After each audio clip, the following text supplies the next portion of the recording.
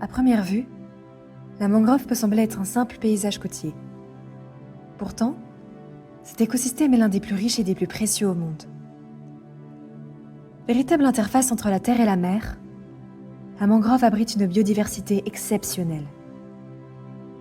Elle constitue une nurserie pour de nombreuses espèces de poissons, de crabes, de mollusques et d'oiseaux, tout en protégeant les côtes contre l'érosion et les tempêtes. Mais aujourd'hui, cet équilibre est fragilisé par de nombreuses pressions, telles que l'aquaculture intensive, l'urbanisation ou encore le changement climatique.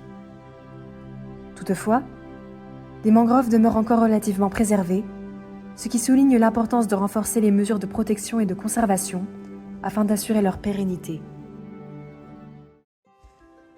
C'est dans ce contexte qu'un groupe de 7 étudiants ingénieurs de l'ISTOM s'est rendu à Acaraú, dans l'état du Ceará au Brésil.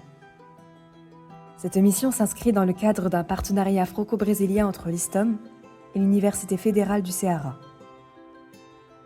Notre objectif était de poursuivre les travaux engagés lors des précédentes missions Jeunes Experts en enrichissant les connaissances sur la mangrove d'Acaraú.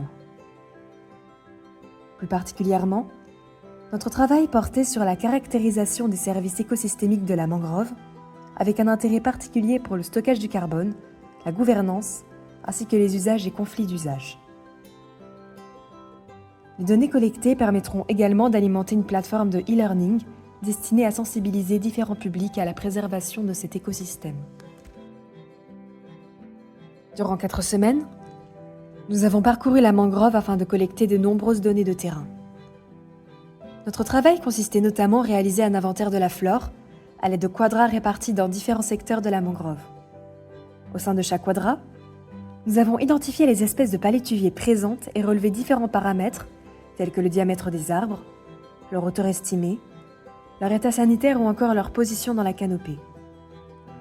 Ces informations permettront de mieux caractériser la structure de la mangrove et de comprendre son fonctionnement écologique.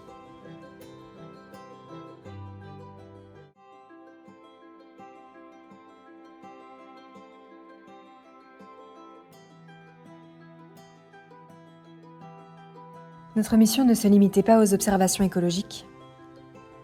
Afin de mieux comprendre les interactions entre les activités humaines et la mangrove, nous avons rencontré des enseignants-chercheurs. Ces échanges nous ont permis d'identifier les usages de la mangrove, les enjeux économiques qui sont associés, mais également les conflits pouvant exister entre les différents utilisateurs. En parallèle de notre mission au Brésil, des entretiens ont été menés par des membres de notre groupe auprès de chercheurs, de représentants d'institutions et d'associations d'Afrique de l'Ouest, du Sénégal et de la Guinée. L'ensemble de ces échanges offre un regard croisé sur les dynamiques de gestion, les usages et les enjeux de conservation des mangroves dans différents contextes socio-environnementaux. Ces approches complètent les observations de terrain et apportent une meilleure compréhension de la gouvernance de cet écosystème.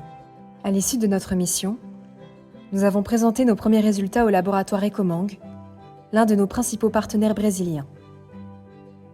Ce moment d'échange a permis de confronter nos observations avec l'expérience des acteurs locaux et d'envisager les perspectives de valorisation de nos travaux. Les données collectées viendront enrichir la plateforme de e-learning et contribueront à améliorer les connaissances sur la mangrove d'Acaraú. Cette mission nous a rappelé qu'une mangrove ne se résume pas à une forêt de palétuviers.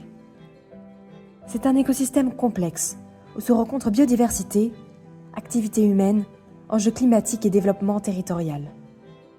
Au-delà des connaissances scientifiques acquises, cette expérience nous a appris à travailler dans un contexte interculturel, à adapter notre méthodologie aux réalités du terrain et à collaborer avec de nombreux partenaires.